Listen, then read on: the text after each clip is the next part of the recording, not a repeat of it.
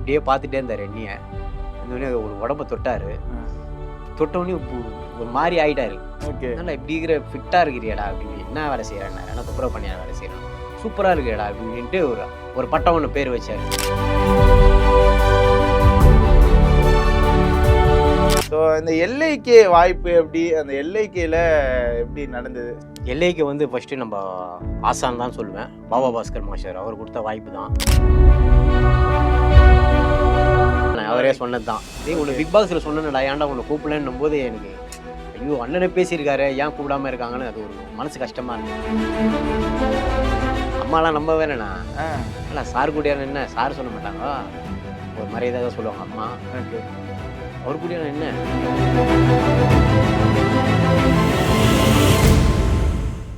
பிரியோ cinema நேயர்களுக்கு வணக்கம். இது ரெட் கார்பெட். ஸோ இன்னைக்கு நம்மளோட இணைந்திருக்கிறார். இவர் வந்து ஒரு மல்டி டேலண்டட் பர்சன். ஸோ நிறைய அடையாளங்களை கூறியவர்னு அப்படின்னு சொல்லலாம். எதனாலனா ஒரு தூய்மை பணியாளராக இருந்து ஒரு டான்ஸராக மாறி அதுக்கப்புறம் ஒரு பெரிய நடிகனாக மாறி இந்த அளவுக்கு ஒரு மிகப்பெரிய வளர்ச்சியை ஒரு ஷார்ட் டேர்ம் பீரியடில் வந்து ரொம்ப அழகாக வந்து அவரோட திறமையை வந்து எல்லா இடத்துலையும் காமிச்சிட்டு இருக்காருன்னே சொல்லலாம். ஆப்வியஸ்லி நம்மளோட இணைஞ்சிருக்கிறார் மென்டிஸ் அவர்கள். ஸோ இவர்கிட்ட நிறைய இன்ட்ரெஸ்டிங்கான கொஸ்டின்ஸ்லாம் கேட்டு தெரிஞ்சுக்க போகிறோம். வாங்க பார்க்கலாம்.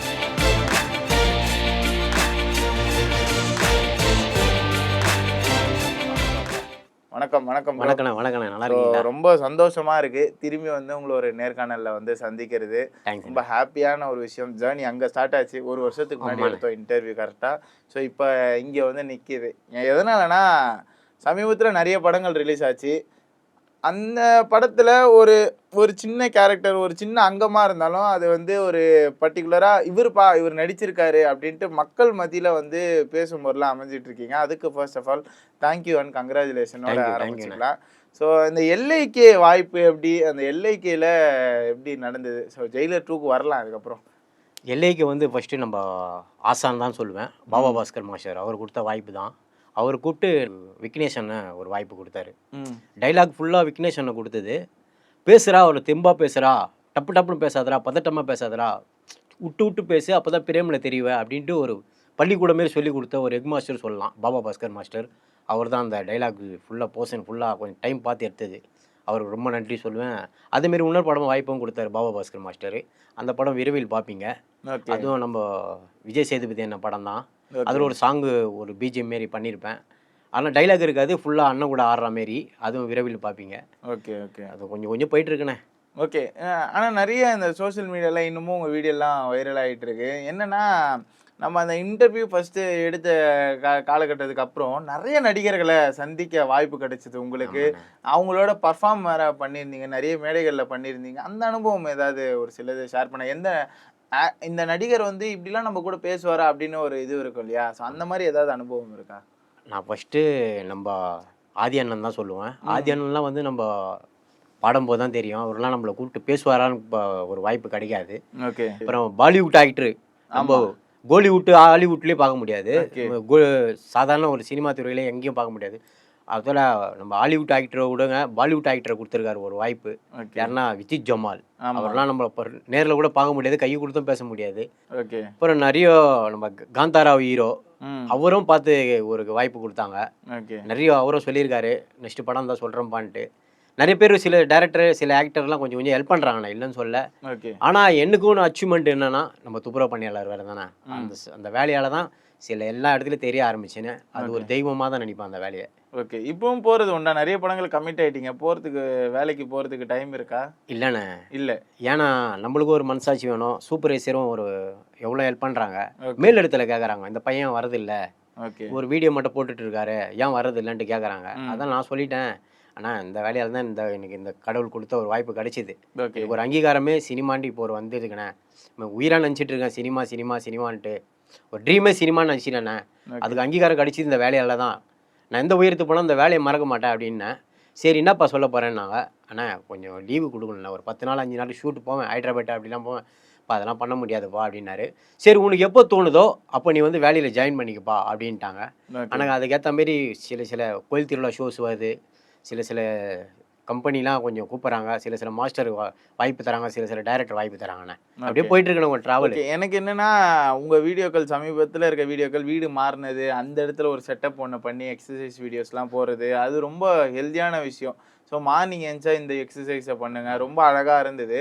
எனக்கு அந்த பேக்ட்ராப்பில் ஒரு விஷயம், இந்த நம்ம சர்வர் சுந்தரம் படம் பார்த்துருப்போம், நாகேஷ் சார் ஒரு படம் பார்த்துருப்போம். அதில் ரொம்ப பெரிய பணக்காரனா ஆனாலும் அந்த சர்வர் ட்ரெஸ்ஸை வந்து அவரோட வீட்டு அந்த ஆஃபீஸ் ரூமில் வந்து பெருசாக மாட்டி வச்சு அதை சொல்லியிருப்பாரு, அந்த ட்ரெஸ்ஸை போட்டுட்டு தானே இந்த ட்ரெஸ்ஸை.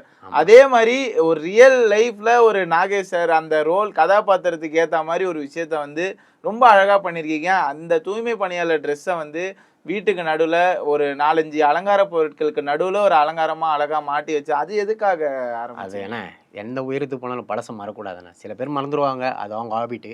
நம்ம ஹாபிட் என்னன்னா, எனக்கு கடவுள் மாரி கொடுத்த ஒரு கிஃப்ட்டு அது. என் தாயால் கிடைச்ச ஒரு வாய்ப்பு அது. அந்த வேலையெல்லாம் சில வாய்ப்பு கிடைச்சிது. என்றைக்கு இருந்தாலும் மறக்கக்கூடாது இல்லைண்ணே. நம்மளும் ஒரு மனசாட்சின்னு இருக்கும் இல்லைண்ணே. ஆனால் அதை எந்த உயரத்துக்கு போனாலும் இந்த ட்ரெஸ்ஸை மறக்கக்கூடாது, அந்த வேலையை மறக்கக்கூடாது தான். அந்த அலங்காரமாக அது ஒரு ஸ்டூடியோ மாரி ரெடி பண்ணி வச்சிருக்கு. பெரிய பெரிய ஜாம்பவன் தான் இருப்பேன், பார்த்துருக்கீங்களா? பார்த்து பெரிய பெரிய ஜாம்பவன் தான் அந்த இடத்துல வச்சிருப்பேன் நான். மிச்சம் யாரையும் இருக்க மாட்டாங்கண்ணே. ஓகே. இப்போ என்ன சொல்கிறாங்கன்னா, நம்ம அந்த முதல் நேர்காணல் எடுக்கும்போது நிறைய மன சங்கட்டமாக இருந்தது. என்னென்னா ஒரு சில விஷயங்கள்லாம் பகிர்ந்துருந்தீங்க. என்னோட சொந்தக்காரங்க இப்படி பார்த்தாங்க, தண்ணி பாட்டில் கூட இப்போ தரத்துக்கு யோசிச்சாங்க, அந்த மாதிரிலாம் நிறைய விஷயங்களை வந்து ரொம்ப சோகமாக தான் எடுத்தோம் அந்த இன்டர்வியூவை. ஆனால் இப்போ எனக்கு ரொம்ப சந்தோஷமாக இருக்குது. இப்போ என்ன எப்படி இருக்குது, இந்த சொந்தக்காரங்களோட பார்வை எப்படி இருக்குது, சுற்றி இருக்கவங்களோட பார்வை மாறி இருக்கா? அதுக்கப்புறம் அந்த பேசுகிற விதம், பழகுற விதம், நட்பு ரீதியான பழக்கங்கள் அதிகமாக இருக்கும் அப்படின்ட்டு எனக்கு ஃபீல் ஆகுது. உங்களுக்கு எப்படி இருக்குது அந்த விஷயம்? நிறைய பேர் கொஞ்சம் பேசுகிறாங்க, பழகுறாங்கன்னா. சில பேர் கொஞ்சம் ஒரு மாதிரி நினச்சிக்கிறாங்க, என்னப்பா பெரிய ஆள் ஆகிட்ட கண்டுக்க மாட்டேன்ட்டு. நம்ம எதுக்கு ஓடுறோன்ட்டு அவங்களுக்கு தெரிய மாட்டுது. நல்லா பேசக்கூட மாட்டேறடா அப்படின்ட்டு சில பேர் நினைக்கிறாங்க. சில பேர் என்னடா இவ்வளோ துளு வந்துட்டானே, இவ்வளோ துளு, இதெல்லாம் கோல்டு போட்டுனுக்கிறான்னு நினச்சின்னு இருக்காங்க. ஓகே. ஆக்சுவலாக கோல்டே கிடையாது. நம்ம காசும் கொண்டு போகிறதில்ல, ஒன்றுமே வரப்போகிறதில்ல நம்மக்கிட்ட. நம்ம டிஃப்ரெண்ட்டாக தெரிஞ்சால் தான் நம்ம திரையுலகத்தில் எதனா ஒரு வாய்ப்பு கிடைக்கும். உங்களுக்கே தெரியும், சினிமா துறையில் இருக்கவங்களுக்கு நம்ம அப்படியே கீழ்மட்டமாக இருந்தாலும் சில பேர் தூக்கி விட மாட்டாங்க. நம்மளா ஒரு டிஃப்ரெண்ட்டாக மாறிட்டே வந்தால் தான் சில வாய்ப்பு கிடைக்கும். அவங்க என்ன நினச்சிக்கிறாங்க, வெயிட்டாக சம்பாதிச்சிட்டான், கோடிக்கணக்கில் சம்பாதிச்சிட்டான் பொழுது, சொந்த வீடு வாங்கிட்டான், சைனிகள்லாம் போட்டுன்னு இருக்கிறான், அப்படி இப்படின்னு நினச்சிட்டு இருக்காங்க. யாருக்கும் இது வரைக்கும் கோல்டும் கிடையாது, சொந்த வீடை வாங்கலை. அதுக்காக தான் போராடின்னு இருக்கேன். ஆனால் ரொம்ப மனசு கஷ்டமாக இருக்குது. என்னடா இப்படியே இருந்துருவோமா, ஒரு ஃபீலாக இருக்குண்ணே. தங்கச்சி ஒன்று இருக்குது, அம்மா ஒன்று கஷ்டப்பட்டு இருக்காங்க, அப்பாவும் இறந்துட்டாரு, நம்ம தான் இன்ன வரைக்கும் தூக்கிட்டு வரணும். ஆனால் என்னால் ஒரு அமெரிக்கா வரைக்கும் ஒரு மோட்டிவேஷன் வீடியோ பார்த்து திருந்திட்டு வராங்கன்னா அது கடவுள் கொடுத்த ஒரு கிஃப்ட் தானே. இன்ன வரைக்கும் ஒரு 4-5 பேர் வந்து குழந்தைங்க வந்து ஃபோட்டோ பிடிக்கிறாங்க. யார் மனசில் வேணால் இடம் பிடிச்சிடலானே, குழந்தைங்க மனசில் இடம் பிடிக்க முடியாது. கடவுள் கொடுத்த ஒரு வாய்ப்பு எனக்கு இடம் கொடுத்துருக்காரு. குழந்தைங்க எங்கே பார்த்தாலும் ஒரு கண்பளிப்போ அதனால் நீங்கள் தானே அந்த வீடியோ பண்ணுறது, வேணாம் உடம்பு காட்டினா உங்களை மாரி பண்ணானா, உங்களை மாரி பண்ணனா, இப்போ எந்த கெட்ட பழக்கம் போகிறது இல்லைண்ணா, அம்மா சொல்கிறத கேட்குறேண்ணா, என்னண்ணா சாப்பிட்றீங்கண்ணா கொஞ்சம் சொல்லுங்கண்ணா எனக்கு அப்படின்ட்டு கேட்குறானு. ரொம்ப சந்தோஷமாக இருக்குண்ணா அதெல்லாம். ஓகே, ரொம்ப சந்தோஷமான விஷயம். இப்போ விஜய் சேதுபதி சாரோட படம் நடிச்சிருக்கீங்க அப்படின்னு சொன்னால் கண்டிப்பாக வந்து அவர் வந்து சோஷியல் மீடியா அதிகமாக விரும்புகிறவர், அதில் கண்டென்ட் வீடியோ பண்ணுறவங்கள பற்றியே பேசினவர். கண்டிப்பாக உங்களை பார்த்துருப்பாரு. பார்த்து எதுனா பேசின அனுபவம் இருக்கா, ஏதாவது சொல்லியிருக்காரா? இருக்குண்ணே. நம்ம பாபா பாஸ்கர் மாஸ்டர் ஹைதராபாத் போனது, அதில் ஒரு சாங் ஒன்று அதில் பண்ணும்போது நான் கேட்டி நின்று இருந்தேன். அவனுக்கு அண்ணன் சாங்கு எனக்கு தெரியாது, விஜய் சேதுபதி அண்ணன் சாங்குன்னு எனக்கு தெரியாது. மாஸ்டர் கூட பக்கத்தில் நின்றுட்டு இருக்கேன், அண்ணன் வர்றாரு உள்ள செட்டு உள்ள. ஒரு 4 நாள் ஷெட்யூல் போயிருந்தது. கை கட்டி நின்று இங்கே வாடான்னாரு. அண்ணன் என் கூப்பிட்றாருன்னு போனேன். நீ தானே அந்த துப்புரவு பணியாளர் வீடு பண்ணுறது அப்படின்னு. ஆமாண்ணே அப்படின்னு. உன்னை பிக் பாக்ஸில் பேசியிருக்கேண்ணே, ஏன்டா கூப்பிடலன்னாரு. போன ஷெட்யூலில். அண்ணா தெரியலண்ணே அப்படின்னேன். சரி, இந்த ஷெட்யூலில் எப்படின்னா அந்த வாய்ப்பு கிடைச்சிதுன்னா அண்ணனுக்கு மிகப்பெரிய அவரே எடுத்து இந்த விஷயத்த வந்து. ஆமாண்ணே, அவரே சொன்னது தான். உன்னை பிக் பாக்ஸில் சொன்னேன்டா, ஏன்டா உன்னை கூப்பிடலன்னும் போது எனக்கு ஐயோ அண்ணனை பேசியிருக்காரு, ஏன் கூப்பிடாம இருக்காங்கன்னு அது ஒரு மனசு கஷ்டமாக இருந்தது. ஏன்னா அங்கெல்லாம் போனால் ஒரு அங்கீகாரம் இன்னும் முன்னேற்றம் கிடைக்கும் தானே, அதுக்கு கொஞ்சம் ஒரு வாய்ப்பாக தேடிட்டு இருக்கேன். அதுக்காக தான் இந்த செயின் வேறு. பிக் பாக்ஸ் இது வரையும் போல, அங்கீகாரமாக வச்சுருக்கேன். கடவுள் பிடிச்சி கடிச்சதுன்னா இன்னும் நன்றி சொல்லுவேன் அண்ணனுக்கு. ஓகே, பாபா பாஸ்கர் அவர்களை எடுத்துக்கிட்டோன்னா ரொம்ப அன்பானவர். அதுக்கப்புறம் இந்த டான்ஸ்லலாம் கொஞ்சம் ரொம்ப ஸ்ட்ரிக்டாக நாங்கள் வந்து கேள்விப்பட்டிருக்கோம். பயங்கரமான ஆடு ஒர்க், பெண்ட் எடுத்துருவார் அப்படின்ற மாதிரிலாம் நிறைய விஷயங்கள். அவரை பற்றி ஒரு சில மாஸ்டர்ஸ்லாம் பார்த்துருக்கேண்ணே. அவங்களாம் கொஞ்சம் ஒரு மாதிரி இருப்பாங்க. இவர் உட்காரவே மாட்டாருண்ணே. சுற்றிட்டே இருப்பார், எதனா யோசிச்சிட்டே இருப்பார், எதனா ஒன்று பண்ணிகிட்டே இருப்பார். அதான் இன்னி வரைக்கும் ஒரு பாபாவாக இருக்கிறாரு அவர், மாஸ்டராக. அதுக்கு ஒரு அங்கீகாரம் சொல்லுவேன் நான். நிமிஷத்துக்கு ஒரு மூமெண்ட் பண்ணிகிட்டே இருப்பாருண்ணே. அவர் கூட ஒர்க் பண்ணால் ஒரு இன்னும் நாலேஜ் நிறைய கற்றுக்கலாம். நல்லா ஒரு இன்னும் அடுத்த மூமெண்ட் என்ன போகணும், ஒரு மூமெண்ட்டு தப்பாக பண்ணிட்டு நானே ஒரு 2-3 வாட்டி நான் அடி வாங்கியிருக்கேன் ஓகே அவர்கிட்ட. என்னடா ஒழுங்கா பண்ணுறா ஒரு நம்ம அடி வாங்குறதுனா அவரை முறைச்சிட்டு வர முடியாது. ஓகே ஏன்னா ஒரு ஸ்கூல் சொல்லிக் கொடுக்குற ஹெட் மாஸ்டரு இல்லை ஒரு தாய் தகப்ப மாதிரி தான் அவரை நினச்சிக்கணும். ஓகே சொல்லிக் கொடுக்குறாரு ஒரு பாடம், அடுத்த உச்சத்துக்கு போகிறது தானே அவர் சொல்லி தராங்க அப்படின்னு நிறைய விஷயம் அவர்கிட்ட நான் நிறைய விஷயம் கற்றுக்கினேன். ஓகே ஒரு குருநாதன் மாரி தான் நினச்சிப்பேன் நான் அவரை. ஓகே எங்கே போனாலும் அவரை ஒரு 2-3 படம் வாய்ப்பு கொடுத்தாருண்ணே. ம் அவரை நான் என்றைக்கும் மறக்க மாட்டேண்ணே. ஓகே நிறைய மாஸ்டர் ஹெல்ப் பண்ணுறாங்கண்ணே. எல்லா மாஸ்டரும் நான் குறை சொல்லல. சில மாஸ்டர் கூட நான் ஒர்க் பண்ணல இன்னும். சில மாஸ்டர் ரொம்ப நெருக்கம் ஆமாம் சொல்லிக்கலாம். அனல் அரசு மாஸ்டர் இன்னைக்கு ஒரு பெரிய தலை கூட பணம் விட்டுருக்காரு. ஓகே அது விரைவில் பார்ப்பீங்க. ஓ அப்டேட் இருக்கு ஓகே அந்த படத்தில் வாய்ப்பு கொடுத்துருக்காரு. பீனிக்ஸ் பண்ண வேண்டியது. ஓகே பீனிக்ஸில் வந்து ஏஜ் அதிகமாகிடுச்சுன்ட்டு அந்த படத்தில் கொஞ்சம் வானான்ட்டு ஓகே இந்த படத்தில் கொஞ்சம் வாய்ப்பு கொடுத்துருக்காரு. கூட சீக்கிரம் பார்ப்பீங்கண்ணா அந்த படத்தை. ஓகே அப்போ வெயிட் அண்ட் see. உங்க ஃப்ரெண்டு தான் ஃபீனிக்ஸ்ல வேற அவர் பண்ணியிருக்காரு. இந்த படத்துலையும் கூட ட்ராவல் பண்ணியிருக்காரு. ஓகே கரெக்டாக பண்ணியிருக்கேண்ணா கொஞ்சம். Okay bro. ஸோ எனக்கு என்னன்னா சோஷியல் மீடியாவில் ராகவா லாரன்ஸ் மாஸ்டரோட ஃபோட்டோ பார்த்துருந்தேன், வீடியோக்கள் பார்த்துருந்தேன். என்னன்னா ராகவா லாரன்ஸ் அவர்கள் வந்து தேடி போய் உதவி பண்ணுறவர், எல்லாரையும் வந்து அப்போ அந்த செட்லேயே நம்ம நடிக்கும் போது அவரும் கண்டிப்பாக நோட்டீஸ் பண்ணியிருப்பாரு. அவரும் இந்த மாதிரி அந்த செடியில் அண்ணன் இல்லைண்ணே. இல்லை நம்ம ஜெயம் ரவி அண்ணன் தான் இருந்தார். ஓகே வந்தோடனையும் என்ன யாருன்னு தெரியுமா அவருக்கு தெரியாது. ஓகே அண்ணன் ஏறணுன்னு ஞாபகம் வச்சு நம்ம வீடியோவில் பார்த்துருப்பாருன்னு நினைக்கிறேன். தம்பி நல்லா இருக்கிறடா கேட்குறாரு. ஓகே யாரையும் கேட்கல. என்னை வந்து கேட்ட உடனே என்னடா அண்ணன் எப்படி கேட்குறாரு அப்படின்னு கேட்டவுடனையும் ஓ நம்ம வீடியோ பார்த்துருப்பாரு அண்ணன், சரி இந்த வீடியோலாம் பார்த்துருப்பாருன்னு சொல்லி அண்ணா நல்லா இருக்கண்ணே அப்படின்னோடனையும் சைலண்டாக இருந்தார். சைலண்டாக போய் பேசினார். அண்ணன் கூட ஒரு சில காம்போ பண்ணியிருப்பேன். அப்படி சீக்கிரம் பார்ப்பீங்கண்ணே நீங்கள். Okay okay. சோஷியல் மீடியா எந்த அளவுக்கு உதவி இருக்குது உங்களுக்கு? என்னன்னா நம்ம வந்து சினிமா உலகில் போயிட்டு அங்கே போயிட்டு நம்ம நடித்து தான் யாருன்னு நம்ம காட்ட வேண்டிய ஒரு சூழ்நிலை இருந்தது. இப்போ உள்ளே போகும்போதே நம்ம யாருன்னு தெரிஞ்சிருச்சு. யாருன்னு தெரிஞ்சு வச்சு நோட்டீஸ் பண்ணிட்டு பேசுகிறாங்க, பழகுறாங்க. அப்போ நமக்கு டைலாக் கொஞ்சம் கூட வந்து தாராளமாக வந்து கொடுக்க வேண்டிய சூழல் வந்து சோஷியல் மீடியா உங்களுக்கு அமைச்சு கொடுத்துருக்குன்னு நம்புறீங்க? நான் இந்த பிளாட்ஃபார்ம் கொடுத்தது சோஷியல் மீடியா தானே. நிறைய கம்பெனி இருக்குண்ணே, நிறைய கம்பெனி இருக்குது. உங்கள் கம்பெனி ஓகே, ஃபர்ஸ்ட் கம்பெனி நீங்கள் தான். ஆமாம். அப்புறம் நீலம் அண்ணன், ஓகே, நீலம் ரஞ்சித் அண்ணன் டீமு, நம்ம கெலட்டா மீடியா, நிறைய மீடியா வந்து நம்மளுக்கு ஹெல்ப் பண்ணிகிட்டே வராங்கண்ணே. அதை நான் வந்து ஒரு குலசாமி தான் சொல்லுவேன். மீடியா இல்லைன்னா நம்ம கிடையாது. ஏன்னா மீடியா தான், சோசியல் மீடியா தான். இன்ஸ்டாலாம் இன்ன வரைக்கும் என்ன யாரும் வந்து இன்ஸ்டா பையன் சொல்கிறது இல்லைண்ணே. யூடியூபர் தானே என்ன சொல்கிறாங்களே, அது கொடுத்த வரம் தானே. அதெல்லாம் யூடியூபர் சொல்கிறது எவ்வளோ பிறகு வாய்ப்பு தெரியுமாண்ணே. ஓகே, அதை நம்ம தக்க வச்சுன்னு இப்போ ஒரு யூடியூபராக போயிட்டு இருக்கோன்னா அது மீடியா தானே. ரொம்ப நன்றி சொல்லணும். ஓகே, இன்னும் நிறைய மீடியா கொஞ்சம் கொடுத்தீங்கன்னா நல்லா இருக்கும் தான். அது ஓகே ஓகே கூடிய சீக்கிரத்தில் நடக்கும் அது கண்டிப்பாக. எனக்கு என்னென்னா இப்போ சமீபத்தில் வந்து நம்ம வந்து நான் உங்களை மொதல் பீச்சில் பார்த்தேன், மெரினா பீச்சில் ஜிம்னாஸ்டிக் கிளாஸ்லாம். அப்போ பார்த்தது என்ன ஞாபகம் இருக்காது உங்களுக்கு? அப்போ பார்த்தவரை இப்போ போன வாரம் ரிலீஸ் ஆன ஜெயிலர் பார்ட் 2 ப்ரோமோவில் பார்க்குறோன்னு ரொம்ப ஆச்சரியமா இருக்கு. எனக்கு ஆச்சரியம் எப்படி ப்ரோமோவில் அப்படி பயங்கரமான ஒரு லுக்கு வேற செட் பண்ணி ஒரு ஆங்கிள் வேற வச்சிருந்தாங்க. எவ்வளோ பேர் ஜாமானுங்க எல்லாம் போஸ்டர்ல இருக்காங்க. அந்த விஷயம் எப்படி நடுவில் நம்மளுக்கு வந்திருக்குன்னா அது கடவுள் குத்த வரம் தான். ஜெயிலர் 2 அனுபவம் ஏதாவது எங்களுக்காக ஷேர் பண்ணலாம்? ஆக்சுவலாக வந்து அது கேரளாவில் தானே எடுத்தது ஷூட். அது ஓகே, ஆடிஷன் வந்து 2 நாள் வச்சாங்கண்ணே. ஓகே, அந்த வாய்ப்பு கொடுத்தது எங்க ஃப்ரெண்டு விக்ரம் ப்ரோ. ஓகே, சின்ன வயசுலேருந்து ஃப்ரெண்டு ஓகே. அவர் தான் சொன்னார் இந்த ஆடிஷன் போயிட்டு இருக்குடா போய் பாடுறா அப்படின்னாரு. அப்போ நான் துப்புரப்ப நேரம் வேலை செஞ்சுட்டு இருக்கேன் இதே தானம்பட்ட டிவிஷனில். வண்டி என்ன பண்ணேன், ஒரு நேரம் ஒரு பப்ளிக் பாத்ரூமாண்ட விட்டு 2 மணிக்கு தான் டியூட்டி முடியும் எனக்கு. 11 மணிக்கு 12 மணிலாம் எனக்கு ஆடிஷன் நாங்கள் ஃபோன் பண்ணி சொல்லிட்டாரு, மெடிசன் ஒரு பையன் வருவான் பார்த்துங்க அப்படின்னு சொல்லிட்டாரு. நான் வண்டி என்ன பண்ணேன், ஒரு பப்ளிக் பாத்ரூமான விட்டு எங்கள் வீட்டுக்கு போய் ட்ரெஸ் எடுத்துக்கின்னு பப்ளிக் பாத்ரூமில் குளிச்சுட்டு டிஃப்டாப்டாக போயிட்டேன். நம்ம ட்ரெஸ்ஸை பற்றி தான் உங்களுக்கு தெரியும், ஸ்லீவுக்குலாம் போட்டுன்னு போயிட்டேன். எல்லாம் அங்கே இருக்கிறவங்களாம் பார்க்குறாங்க, யாரா அவன் எப்படிடா எங்கேருந்து வரான் அப்படி இப்படின்னு பார்த்தாங்க. அப்புறம் உள்ளே போனவொடனே ஹரி அண்ணன் ஒருத்தர் இருந்தார். அவரு நம்ம நெல்சன் சாரோட அசிஸ்டன்ட். ஓகே, அவரு இன்னொரு அண்ணன் இருக்காரு, அவர் பேர் ஞாபகம் இல்லை, அண்ணா தப்பா எடுத்துக்காதீங்க. அவர் ஹரி அண்ணன் வந்து கொஞ்சம் என்னடா பண்ணுவடா தம்பி அப்படின்னாரு. அண்ணா ஓன் டைலாக் எதனா பேசுகிறேண்ணா என்ன.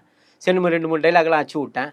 சரி ஓகேடான்னு நம்ம மாற்றத்தை பார்த்தாரு. அப்படியே மறுநாள் ஒரு வாரம் கழிச்சு ஃபோன் வருது நெல்சன் சார் ஆஃபீஸ்லேருந்து. இப்போ ஜெயிலர் 2 ஆஃபீஸ்லேருந்து ஃபோன் பண்ணுறேன்ப்பா, எங்கேப்பா இருக்கானு.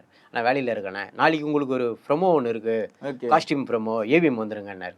சரி போன உடனே அங்கே பெரிய பெரிய தளபதி தலைவரங்கள்லாம் பார்த்துட்டு கடல் குத்த ஒரு ட்ரெஸ்ஸு கொடுத்தாங்க. ஓகே, யாரெல்லாம் இருந்தா அந்த இடத்துல?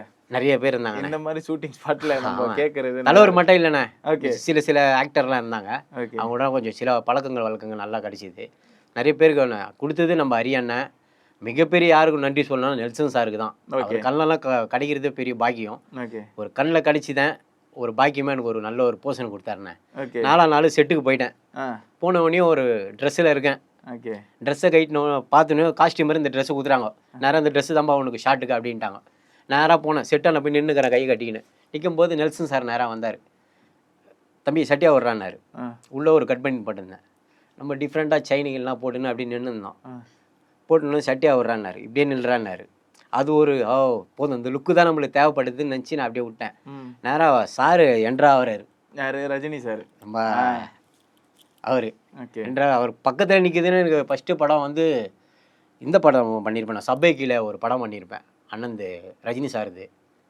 அந்த படத்தில் வந்து ஃபோட்டோ எடுக்கணும் தான் ரொம்ப ஆசைப்பட்டேன். கொடுப்பனை இல்லை, போயிட்டாரு. இந்த படத்துலையும் ஃபோட்டோ எடுக்கணும்னு இருந்தேன், கொடுப்பனை கிடைக்கல. ஆனால் கூடிய பண்ணியாச்சே, கூடிய பண்ணிச்சு அப்படின்னு வந்தார். நேரம் வந்தோடனையும் இப்படியே பார்த்துட்டே இருந்தார் என்னைய. இந்த ஒரு உடம்ப தொட்டார். தொட்டோடனே ஒரு மாதிரி ஆகிட்டாரு. நல்லா இப்படி இருக்கிற ஃபிட்டாக இருக்கிறியடா அப்படி இப்படி என்ன வேலை செய்கிறேன்னாரு. ஆனால் துப்புரவு பண்ணியார் வேலை செய்கிறேன், சூப்பராக இருக்கிறியடா அப்படி இப்படின்ட்டு ஒரு பட்டம் ஒன்று பேர் வச்சாரு. ஆனாலகண்டா இனிமேல் உன் பேர் அப்படின்னாரு. அவர் வாயால் கடிக்கிற பேர்லாம் வந்து கடவுள் கொடுக்குற ஒரு கிஃப்ட் தானே. அதெல்லாம் பெரிய ஒரு கதைனா அதெல்லாம் அப்படியே நிறைய பேர் சொல்லலாம். நிறைய பேர் நல்லா பழக ஆரம்பித்தாங்க. மேனேஜர், காஸ்டியூமர் நிறைய பேர் பழக ஆரம்பிச்சேன். அப்புறம் அதே வாய்ப்பு வந்து கோவா, நான் இது வரைக்கும் போனதே கிடையாது, கோவா ஷூட்டு கிடச்சிது ஜெயிலர் 2ல். அது ஒரு 4 நாள் இருந்தேண்ணே. அப்படியே போயிடுச்சுண்ணே. எந்த மாதிரி கதாபாத்திரம் எதிர்பார்க்கலாம் உள்ள? கூடிய சீரம் பார்ப்பீங்கண்ணே. சொல்லக்கூடாதுன்னு சொல்லி வச்சுருக்காங்க. கூடிய சீரம் பார்ப்பீங்க. ஒரு பாக்கியமாக கொடுத்துருக்காரு நெல்சன் சார். நெக்ஸ்ட் படமாக பண்ணாருன்னா எதனா ஒரு வாய்ப்பு கொடுப்பாரு, நம்பிக்கை தானே. நிறைய பேர்கிட்ட ஒர்க் பண்ணேண்ணே. ஏன்டா இப்படியே இருக்கிறோமா அப்படின்ட்டு நிறைய விஷயம் கற்றுக்கணும். நிறைய டேரக்டர் ஒர்க் பண்ணோம், நிறைய மாஸ்டரோட ஒர்க் பண்ணோம். அதெல்லாம் ஒரு கனவு லட்சியமாக இருக்கேண்ணே. சினிமா ட்ரீமாக நினச்சிட்டு இருக்கேண்ணே. ஓகே. ஸோ இப்போ எப்படி இருக்குது? வீட்டில் போயிட்டு என்ன சொன்னீங்க? ரஜினி சாரோட அந்த ஃப்ரேமில் நின்றதுக்கப்புறம் என்ன சொன்னீங்க? வீட்டில் என்ன சொன்னாங்க? அம்மாலாம் நம்ப வேலைண்ணா. இல்லை சார் கூடிய என்ன சார் சொல்ல மாட்டாங்க, ஒரு மரியாதை தான் சொல்லுவாங்க அம்மா. அவர் கூட என்ன மாமா அவர் கூட தான்மா நின்னேன். அதுவும் அந்த படத்தில் வந்து ஒரு ஃபைட் சீனில் அப்படின்னாங்க. இதில் ஃபைட் சீன்லம்மா கூட நிற்கிறம்மா ட்ராவல் பண்ணிட்டு அப்படின்னேன். நம்ப மாட்டேன்டான்னாங்க. விரைவில் பார்ப்போம்மா நீயும் அப்படின்னு தான் ஒரு ஜாலியாக பேசிகிட்டு இருப்பேன் நான் அம்மா கிட்ட. அம்மா கொஞ்சம் உச்சகத்தில் இருக்காங்க. ஸோ ரஜினி சார் கூட பண்ணியிருக்கான் என் பிள்ளை அப்படின்ட்டு. ஸோ ரொம்ப நன்றி. நிறைய விஷயங்களை வந்து பகிர்ந்துருந்தீங்க. ஜெயிலர் 2 உங்களுக்காகவே நான் போய் பார்ப்பேன். கண்டிப்பாக ஒன்று சாருக்காக பார்க்குறது ஒன்று, உங்களுக்காக ஒரு வாட்டி போய் பார்க்குறது அப்படின்னு கண்டிப்பாக ஒன்று நடக்கும். ஸோ இந்த மாதிரி நிறைய படங்களை வந்து தொடர்ச்சியாக வந்து கமிட் ஆகி நீங்கள் பண்ணணும் அப்படின்றது. சீக்கிரம் விஷால் அண்ணா படத்துலேயும் பார்ப்பீங்கண்ணே. ஆமாம், மகுடம் பேசியிருந்தோம் இல்லையா? மகுடம்ல நடிச்சிருக்கீங்க. அவரே டைரக்ஷன் வேற. எனக்கு அவருக்கு ஆல்ரெடி அவரை மீட் பண்ணியிருக்கீங்க. அண்ணன் கூட லத்தி படம் பண்ணியிருக்கேன். அதில் ஒரு ஹைதராபாத்ல ஒரு 1.5 மாதம் இருந்தேன் அண்ணா கூட. அப்போ நல்லா பழக்க வழக்கங்கிற அண்ணா. அப்படியே இந்த படம் மேனேஜர் கூப்பிட்டாருன்னு போயிருந்தேன். நேரம் அண்ணன் இருக்காரு அங்கே. என்னண்ணா அண்ணன் நல்லா இருக்கே இடங்கண்ணே. என்ன கேட்குறதோட எங்கள் அம்மா தான் கேட்குறாரு. ஏன்னா அண்ணா அம்மாவுக்கு மேலே ரொம்ப பாசம். அதேமாரி ஆதி அண்ணனுக்கும் ரொம்ப பாசம். ஆதி அண்ணனும் இந்த படம் பண்ணியிருக்கோம். ஒரு சாங்கு சின்ன ஒரு பிஜிஎம் வாய்ப்பு கொடுத்தாரு. ஒரு 2-3 படம் கமிட் ஆயிருந்தோம். அந்த படம் போக முடியல ஆதி அண்ணன் படத்தில். மகுடத்தில் ஒரு சின்ன 3 டைலாக் கொடுத்துருக்காரு விஷால் அண்ணன். அந்த டைலாக் எனக்கு வர போஷனே கிடையாது. ஃபர்ஸ்ட்டு வேற பையனுக்கு போக வேண்டியது. அசிஸ்டன்ட் டைரக்டர் அந்த பையனுக்கு கொடுங்கன்னாரு. விஷால் அண்ணன் என்ன பண்ணாரு, அங்கேருந்து என்னை போயிட்டு சட்டையை பூச்சி வலிச்சுன்னு வந்து இவனுக்கு கொடுங்க இவன் பண்ணுவான் அப்படின்ட்டு ஒரு உச்சகத்தை கொடுத்து தெம்பா நிற்க வச்சு ஒரு டைலாக் பேச விட்டாருண்ணே. அதெல்லாம் இன்ன வரைக்கும் மறக்காம இருக்காருண்ணே. அவரோட டைரக்ஷன் எப்படி இருக்கு? ஏன்னா நிறைய டைரக்டரோட ஒர்க் பண்ணியிருப்பீங்க, பார்த்துருப்பீங்க. ஸோ அது பார்க்கும்போது விஷால் சாரோட ஃபர்ஸ்ட் போட டைரக்ஷன் அது எப்படி இருக்கு? பயங்கரமா இருக்குண்ணே. அதெல்லாம் பயங்கரமான ஒரு இது பண்ணியிருக்காருண்ணே. பார்ப்பீங்க நீங்களே என்ன மாதிரி பண்ணியிருக்காரு. 3 கேரக்டரா பண்றாரு.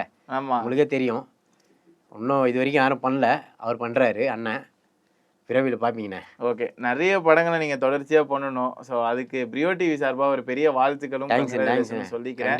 ஸோ நிறைய விஷயங்கள் இன்ட்ரெஸ்டிங்கான விஷயங்கள்லாம் ஷேர் பண்ணியிருந்தீங்க. Thank you so much. நன்றி. கூடிய சீக்கிரம் பிக் பாக்ஸ்ல நான் மீட் பண்ணோம். கண்டிப்பா அது நடக்கும். பிக் பாஸ்ல கண்டிப்பா நடக்குமாண்ணே. அண்ணா அண்ணன் பேசியிருக்காரு. அதுவே புகழ் அண்ணன் கூட பேசியிருக்கேண்ணே. புகழ் அண்ணனும் கொஞ்சம் ஹெல்ப் பண்ணுறேன்னாரு. சில பேர் கொஞ்சம் ஹெல்ப் பண்ணிகிட்டே வராங்கண்ணே. சில பேர்கிட்ட கேட்டுகிட்டே இருக்கேன், விடக்கூடாதுண்ணே எதுவுமே. ஓகே அண்ணா, நம்ம அச்சீவ்மெண்ட் பண்ணோம். நம்ம திருள்ள போய் சொல்ல மற்றவங்க வயிற்றுல வச்சு பொழைக்கல. ஒரு நல்ல இதோ நோக்கி ஓடணும். ஒரு ட்ரீமாக நினச்சிட்டு இருக்கோம் சினிமாவை. அது ஒரு அங்கீகாரமாக நிற்கணும். அதான் நான் ஏமே. தேங்க்யூ. நன்றிண்ணே.